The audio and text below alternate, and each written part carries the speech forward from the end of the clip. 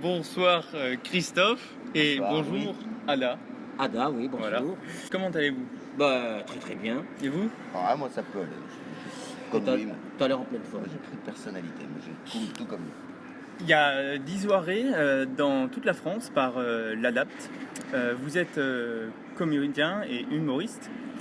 Comment allez-vous participer à la soirée de l'Adapt, l'association?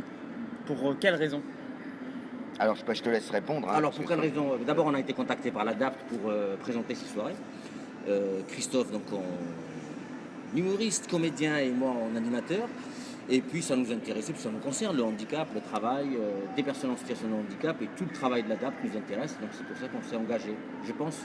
Oui, moi, ça correspond aussi à ce que je fais, à mes engagements associatifs que j'ai pu avoir auparavant, pour les sensibilisations que je fais au handicap en entreprise, même si c'est pas du tout pour ça que, dans ce cadre-là, que l'ADAPT, que notamment Nicole Freinet m'a contacté, mais surtout pour que je vienne amener mon côté, le côté humoriste, la partie, la partie humoristique de la soirée, et on va dire une petite co-animation avec Ada, même si c'est Ada qui reste le grand maître de cérémonie. Pourquoi Bien. vous avez choisi, ou peut-être que c'est l'Adapt qui a choisi, le film Wonder? Pourquoi? Alors ça, c'est une bonne question, et je vais te dire, j'aurais pas la réponse. Je pense qu'il faut demander à Nicole Freinet, mais je pense que c'est parce que c'est un... il y avait, chaque année, il y a un choix de films différents. Celui qui avait été choisi l'année dernière, tu me dis hein, si je me trompe, était un film un peu plus, certainement plus noir, hein, beaucoup plus... Un peu moins dans l'émotion. Voilà, un peu, plus dur. Et puis, c'était, je pense, un bon choix d'alterner un petit peu, puis d'aller dans un registre plus... On est plus dans la comédie sentimentale, d'émotion, la bonne comédie américaine avec le happy end qui va bien, mais bon, je ne vais pas spoiler le film, mais qui est un très beau film. Oui, et puis l'idée c'est aussi de montrer des films qu'on ne verrait pas ailleurs. Donc là, ça fait 4 ans qu'on fait ça et on a toujours montré des films qui n'avaient pas forcément une grande audience à l'extérieur, mais qui marchaient très très fort dans nos soirées. Le 26 avril 2018, il y a les journées du OD. Qu'est-ce que vous connaissez? Oui, absolument. C'est une personne handicapée avec une personne valide qui découvre un travail, je crois. Voilà, très bien. Je serai au DUOD à Paris, au ministère de la Santé et de la Solidarité. Et qu'est-ce qu'il faut que je dise? Quelle question? À mon avis, il faut que tu appuies sur l'idée qu'on défend Christophe et moi. C'est d'abord la visibilité. C'est la présence dans les médias, c'est la présence à la télé, c'est la présence au cinéma. Et c'est quand les gens verront des handicapés tout le temps autour d'eux, ça fera partie de leur vie. Et actuellement, on n'est pas très très représenté. Donc c'est peut-être une bonne approche. Qu'en penses-tu, Christophe? Oui, je pense que c'est ça, une plus grande présence dans les médias, mais peut-être que tu vas affiner ta question. Après, la France, mais aussi les autres pays européens. Est-ce que vous connaissez des autres pays européens ou en Afrique ou en Asie ou en Amérique qui font des vidéos, des courts-métrages comme vous avez montré? Alors, juste pour mon expérience personnelle, nous on a été invités avec la série Vestiaire au Parlement européen. Donc on a rencontré beaucoup de pays. Vestiaire a été diffusé au Parlement européen. Et beaucoup de gens et de représentants de pays nous ont dit que dans leur pays c'était inimaginable. Donc ça veut dire que quand même en France on ose des choses, quoi. C'est vrai, alors en marge de ça, c'est vrai que la série Vestiaire est proposée et diffusée sur une chaîne du service public. Alors je pense que à la télévision, malgré tout, malgré la série Vestiaire, malgré des séries comme K ou quelques autres, c'est des phénomènes, ça reste encore des phénomènes marginaux. Et Ada l'a très bien souligné, il faudrait qu'on aille, on va vers une société inclusive, mais on prône ça pour les entreprises, disons, classiques. Ce serait bien que dans l'entreprise du divertissement, dans le secteur du divertissement, et notamment la télévision, qui ait la même ouverture.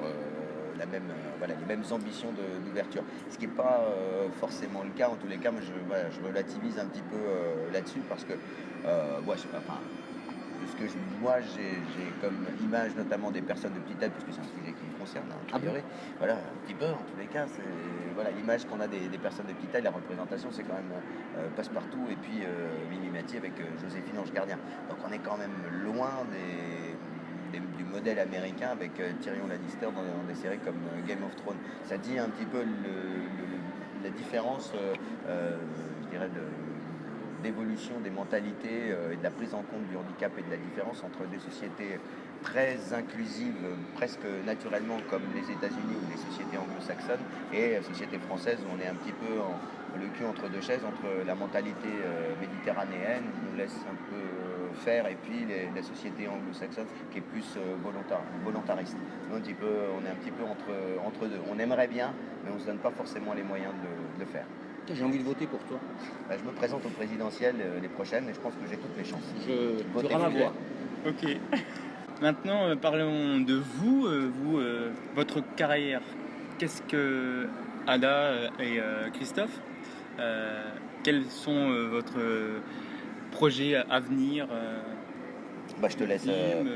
Moi, Vestiaire me prend beaucoup de temps. Donc là, on a fini l'écriture de la saison 8 qu'on va tourner le mois prochain. Et puis après, il faudra continuer s'il y a une suite.